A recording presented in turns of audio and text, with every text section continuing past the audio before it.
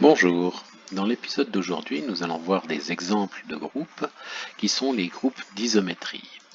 Alors les groupes d'isométrie en fait sont des groupes assez intéressants qui sont reliés à la géométrie et qui sont constitués d'applications qui ont la propriété de préserver les distances. Donc si on prend une isométrie d'un espace euclidien, c'est que l'espace euclidien soit de n'importe quelle dimension, c'est une application f telle que la distance entre les images de deux points, c'est la distance des deux points au départ.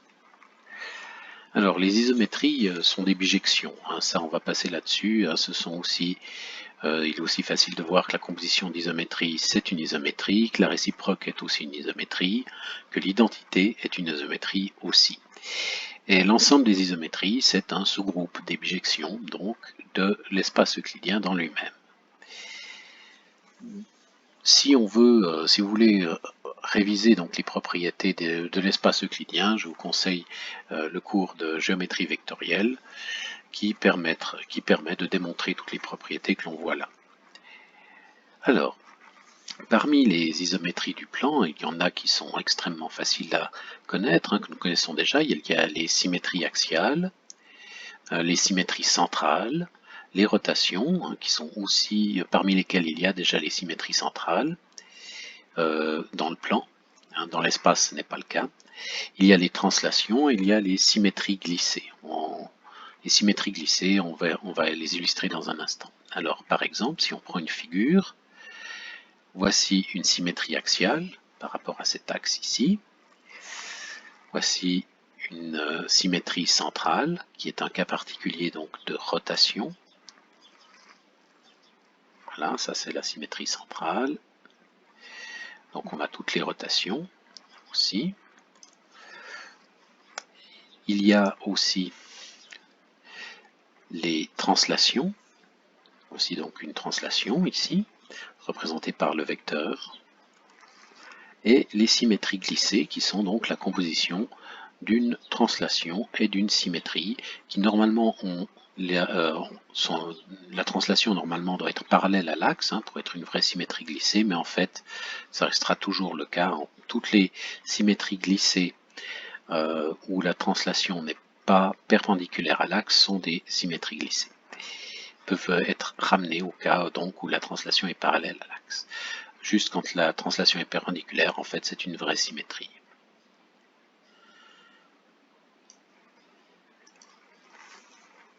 Alors, quelques propriétés des isométries. D'abord, comme elles préservent les distances, elles vont préserver aussi les angles, puisqu'on peut déterminer les angles à partir des distances, les aires, puisqu'on peut déterminer les aires à partir des distances, les volumes, etc. Mais elles peuvent changer l'orientation. C'est le cas des symétries axiales qui changent l'orientation donc d'un repère. Donc on dit qu'une isométrie est positive, ou on l'appelle un déplacement, il y a encore d'autres termes, mais donc une isométrie est dite positive si elle préserve l'orientation, et dans le cas contraire, on la dit négative.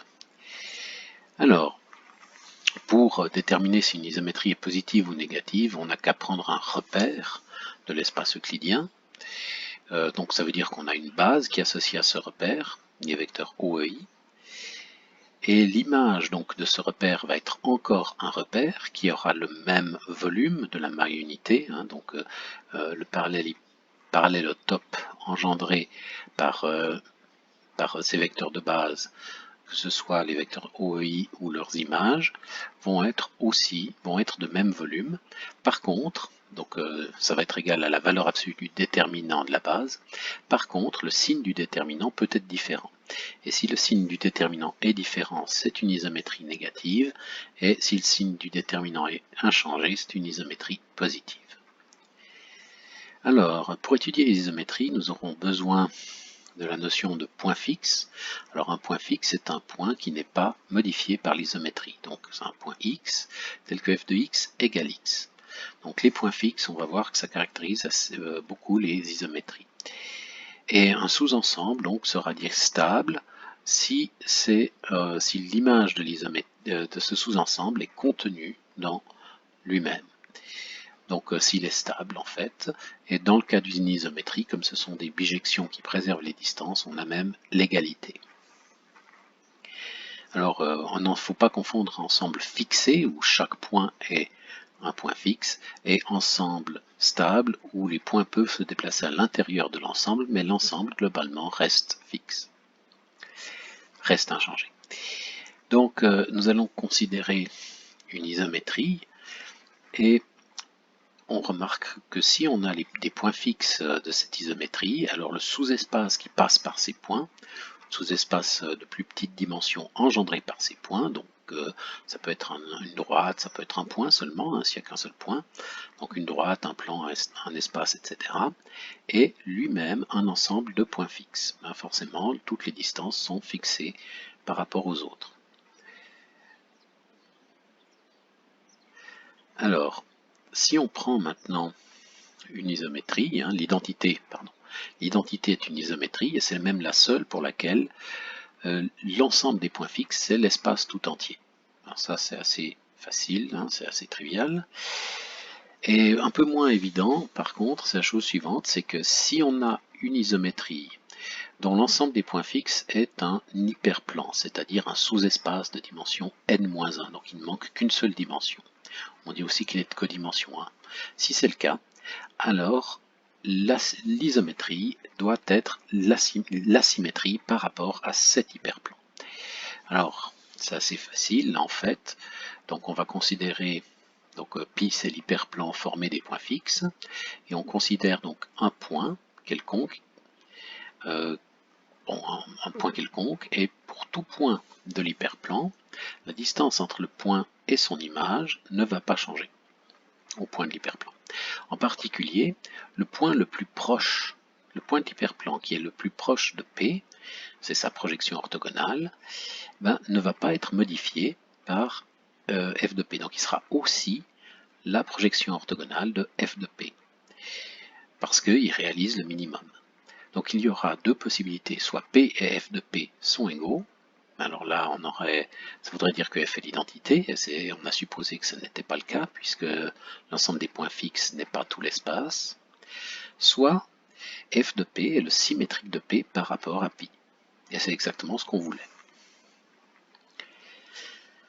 Donc, considérons maintenant une isométrie de l'espace euclidien de dimension n, et on va considérer l'ensemble de tous ces points fixes. Donc on sait que c'est un sous-espace. La dimension de ce sous-espace, ou l'ensemble vide, hein, ça peut aussi être l'ensemble vide. Donc on va associer un entier, kf, et kf c'est en fait moins 1 si l'ensemble des points fixes est vide, et c'est la dimension des points, du sous-espace si il y a quelque chose dans ce sous-espace. Alors, f, on va prouver donc que f peut s'écrire comme la composition d'O plus n moins kf symétrie selon des hyperplans. Donc des symétries axiales généralisées, où les axes sont des hyperplans. Donc la preuve, c'est une preuve par récurrence, et en fait il s'agit, elle n'est pas très compliquée, hein, si jamais je vous laisse mettre sur pause et lire en détail. Donc l'idée c'est d'abord, lorsque kf égale n, on va faire une démonstration par récurrence descendante sur kf, c'est-à-dire le cas kf égale n et kf égale n-1 sont des cas faciles qu'on a déjà vus, et ensuite on démontre en descendant, en diminuant la valeur de kf. Donc pour kf égale n, on a l'identité, et l'identité c'est un produit vide de symétrie. Pour kf égale n-1, c'est la proposition précédente, et on va supposer donc que c'est vrai pour un m strictement plus petit que n. On va montrer que ça reste vrai pour m-1. Alors, on va prendre une isométrie telle que kf égale m-1, et on va considérer un point qui n'est pas fixe. On prend le milieu entre ce point et son image par f, et puis comme kf c'est -1 et c'est donc strictement c'est plus petit ou égal à n-2, il y a un hyperplan qui contient à la fois le point m et l'ensemble des points fixes de f. On considère la symétrie par rapport à cet hyperplan, on compose l'isométrie et la symétrie, et on s'aperçoit qu'on a des points fixes en plus. Donc on a augmenté la dimension de l'hyperplan, la dimension des points fixes. Et quand on a augmenté la dimension des points fixes, cette fois on peut procéder on peut utiliser l'hypothèse de récurrence et on sait que l'application que l'on obtient est un produit d'O plus n moins kg symétrie. Et en gros, ça nous fait qu'il nous faut n moins pour f elle-même. Hein. On peut récupérer f puisque sigma carré c'est l'identité, donc sigma sigma f ça va faire f. Donc f c'est sigma g. Et donc on obtient que on peut ajouter une symétrie à la liste. Hein. G était en fait engendré par n-kg symétrie, donc f est engendré par n-kg plus une symétrie, qui est au pire n-kf symétrie. Et on conclut par induction. Alors on peut faire mieux en géométrie projective, hein, parce que ça paraît bizarre d'avoir un O+, et pas simplement un égal à n-kf symétrie. Pourquoi est-ce qu'on ne peut pas compter exactement la bonne réponse? En fait, oui, on peut, mais il faudrait considérer que les translations, par exemple, ont un point fixe. Alors, vous allez me dire, les translations n'ont pas de point fixe, et la réponse est si, un point à l'infini.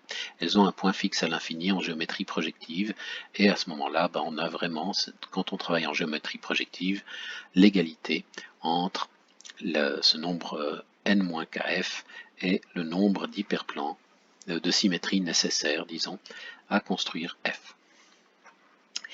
Les isométries du plan, du coup, dans le cas du plan, sont au plus des compositions de 3 symétries axiales. Parce qu'il y a le cas où il n'y a aucun point fixe qui correspond à 3 symétries axiales au maximum, et en fait c'est nécessaire, 3 symétries axiales. Il y a le cas où on a un point fixe, donc il faudra 2 symétries axiales. Si on a une droite de point fixe, il faudra une symétrie axiale. Et si on a tout le plan de point fixe, c'est l'identité, donc aucune symétrie axiale. Alors par exemple, regardons ces deux carrés qui ont la même longueur de côté. Donc une isométrie IF, que je repère donc avec ces deux carrés-là. On va essayer de voir comment on peut, donc ça c'est disons une illustration de la démonstration précédente, hein, on va faire exactement la même chose. On va d'abord choisir une isométrie, donc là on n'a aucun point fixe, hein, a priori. On va choisir une isométrie qui envoie f de a sur a, donc une symétrie qui envoie f de a sur a. Alors c'est la médiatrice du segment a f de a qui va nous donner l'axe de la symétrie, et donc quand on applique la symétrie ici, on obtient A comme étant un point fixe. Ensuite, on va essayer de fixer B. Alors, B est là, l'image de B correspondante devrait être ici. Alors pour ça, on peut prendre la bisectrice. Et comme ici, on a les mêmes longueurs de côté, ça revient au même que de dire on prend le milieu entre ces deux points et on regarde l'axe qui passe par A et le milieu. Et on s'aperçoit que A et B sont tous les deux des points fixes. Maintenant, il faudrait envoyer ce point sur C, et c'est faisable en utilisant une symétrie par rapport à cet axe-là, qui se trouve être sur le milieu de C et de l'image de C. Donc au final, on a obtenu qu'en appliquant F, puis en appliquant ces trois symétries-là au maximum, on retombe sur l'identité. Donc, comme ces symétries sont d'ordre 2, F c'est sigma 1 rond sigma 2 rond sigma 3. Donc la composition de trois symétries axiales. Donc, en gros, en résumé, on va regarder combien il faut de symétrie au minimum. Donc s'il faut pour 0 symétrie, on obtient l'identité qui est d'orientation positive. Si on a une seule symétrie, c'est une symétrie qui est d'orientation négative. Si on a deux symétries dont les axes sont concurrents, on obtient à ce moment-là des rotations d'orientation positive. Si on a deux axes parallèles, on obtient des translations d'orientation positive. Et trois axes non parallèles, non tous parallèles entre eux, c'est une symétrie glissée, donc c'est le dernier cas qui est d'orientation négative. Alors voici par exemple le cas des translations, hein, si on a deux symétries, ici deux symétries d'axes parallèles, c'est ici le vecteur A qui envoie cette droite, le premier axe sur le deuxième.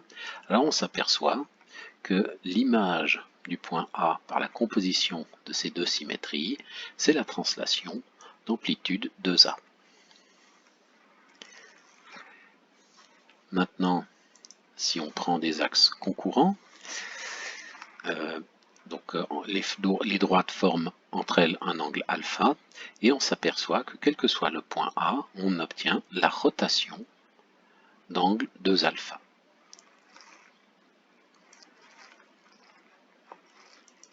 Donc une rotation, c'est la composition de deux symétries. Alors pour les symétries glissées, c'est un peu plus compliqué.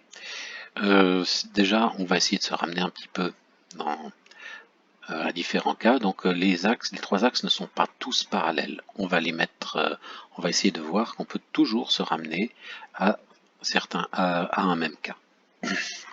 D'abord, si les axes sont parallèles, tous entre eux, on verra la démonstration plus détaillée tout à l'heure, mais il s'agit d'une symétrie d'axe D, d'un axe D qui est parallèle aux axes de ces symétries. Donc c'est elle-même une symétrie. Donc quand les trois axes sont parallèles, on a une symétrie. Maintenant, si sigma 1 et sigma 2 ont des axes parallèles, mais pas sigma 3, alors on a une translation suivie d'une symétrie, donc une glissosymétrie ou symétrie glissée. Si sigma 1 et sigma 3 ont des axes parallèles mais pas sigma 2, donc en fait sigma 2 est au milieu, c'est ce qui nous embête, il faudrait la mettre de côté. En fait, par conjugaison, sigma 3, on peut introduire sigma 3 carré au milieu, et ici on obtient la conjugaison, et la conjugaison va rester une symétrie ici, puisque ce sont des symétries d'axes parallèles ici. Ça va rester une symétrie ici, et ici on a une translation. Donc on se ramène à une translation composée avec une symétrie. Et maintenant, si aucune paire d'axes n'est parallèle, alors on a une rotation suivie d'une symétrie. Et on peut sans problème construire, une translation. Il y a deux points A et B sur l'axe de sigma 3 qui est tel que A est envoyé sur B.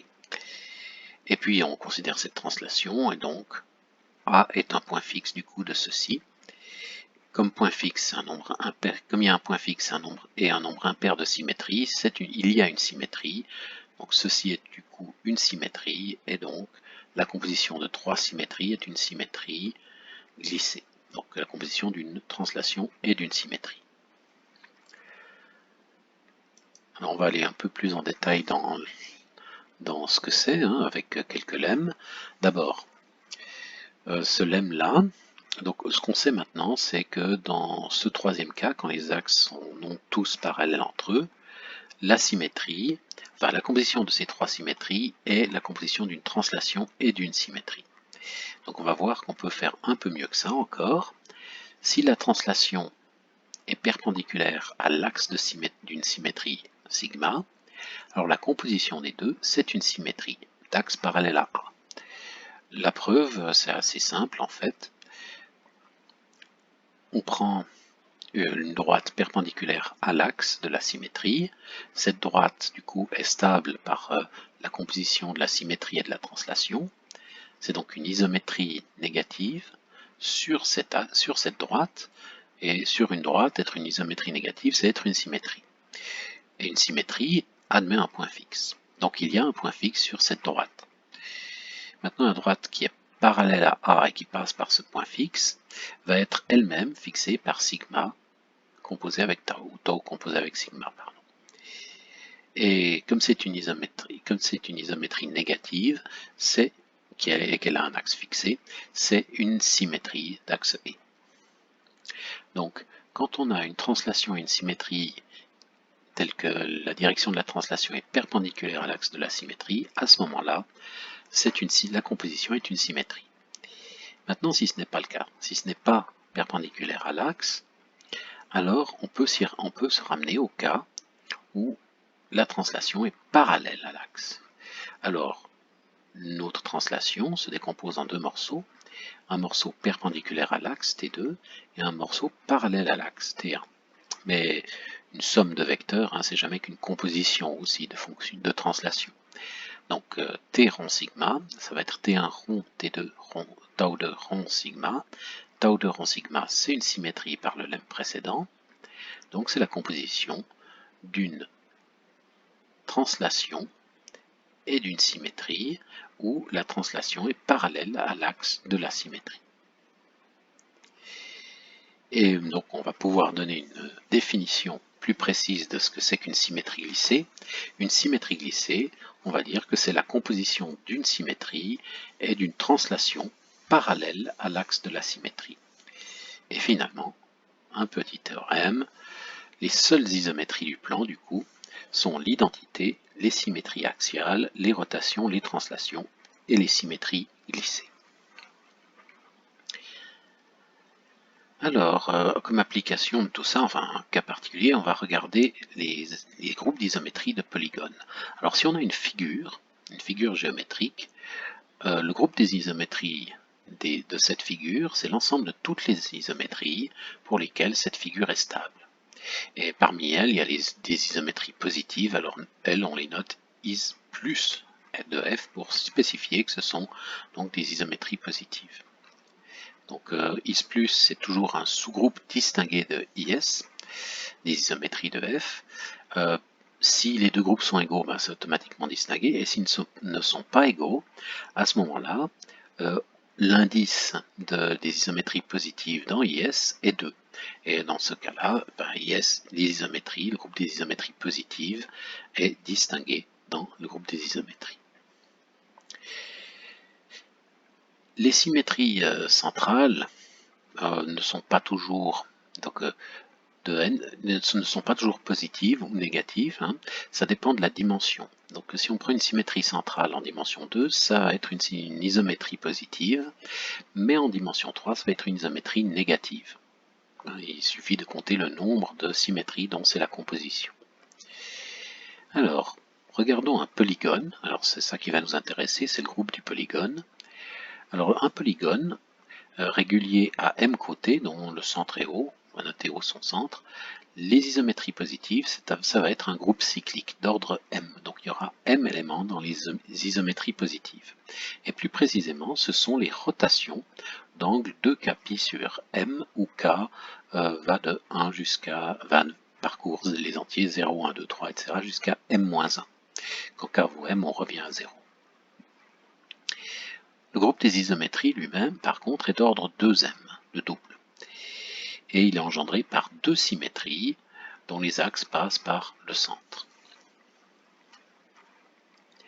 Alors la preuve de ça, d'abord, considérons donc un polygone. Le groupe des isométries va permuter les sommets, donc on sait que c'est un groupe fini puisque ce sera donc un sous-groupe de Sm. Les symétries, on peut compter combien il y a de symétries. Les symétries qui passent par le centre et qui passent soit par les sommets ou par le milieu des côtés sont des isométries du polygone. Alors dans le cas où le M est pair, les symétries passent par des sommets opposés ou par des milieux de côtés opposés, et dans le cas où M est impair, comme ici, à chaque sommet correspond un milieu de côté opposé. Et la composition donc il y aura du coup exactement M symétries. Quand on les compte, il y en a M. Maintenant, la composition de deux symétries va donner une rotation. Et en fixant une symétrie, on choisit une symétrie, par exemple celle-ci, et on va les composer avec toutes les autres symétries possibles. On trouve qu'il y a exactement m-1 rotations différentes, parce que la multiplication à gauche est injective, et puis si on la compose avec elle-même, on obtient l'identité. Donc il y a m-1 rotation, et en fait m isométrie positive si on compte l'identité. Donc on sait qu'il y a on sait qu'il y a au moins 2m éléments dans le groupe des isométries. Et maintenant, étudions ce petit triangle rouge ici. On s'aperçoit qu'on peut l'envoyer dans différents coins du polygone. Et en fait, dès qu'on l'a envoyé quelque part, on a complètement déterminé l'isométrie, parce que ce triangle peut servir de repère. Le point O est fixé, lui il ne peut pas bouger, et donc ce côté-là et ce côté-là, qui sont de longueurs différentes, suffisent à déterminer l'isométrie. Donc comme il n'y a que 2m endroits où ce petit triangle rouge peut aller, il y a au plus 2m isométrie du polygone. Donc on sait qu'il y en a au moins 2m, et au plus 2m, il y en a exactement 2m. Donc remarquons juste que la symétrie centrale n'est pas toujours un élément du groupe des isométries du polygone.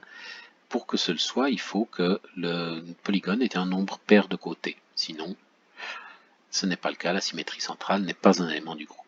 Alors ce groupe porte un nom, il s'appelle le groupe diédral d'ordre 2m, et il faut juste faire attention parce que certains auteurs ne le notent pas D indice 2m comme ici, mais D indice M.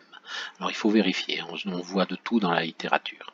Par contre, dire le groupe diédral d'ordre 2m, ça c'est clair, on sait exactement de quel groupe il s'agit, mais les notations changent parfois. Le groupe cyclique d'ordre M, donc le groupe des isométries positives, en fait on le note souvent CM, pour faire l'analogue à D2M, CM c'est le groupe cyclique d'ordre M, et ce groupe c'est simplement Z sur MZ pour l'addition, il est isomorphe à celui-ci.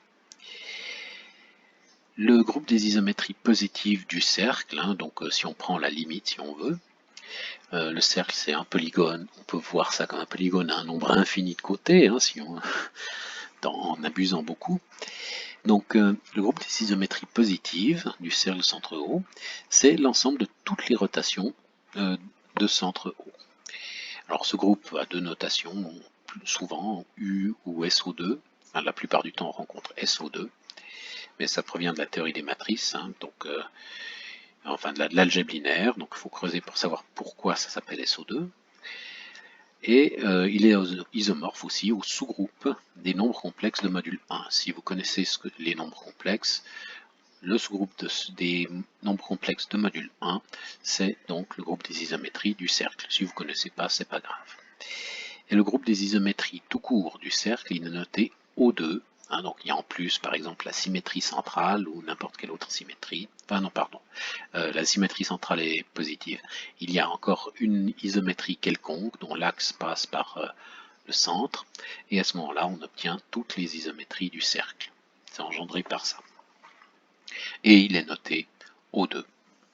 Voilà, donc ce petit survol des différents groupes d'isométrie, en particulier le groupe des polygones réguliers. Et la prochaine fois, on verra d'autres groupes d'isométrie en dimension 3. Bonne journée, à bientôt.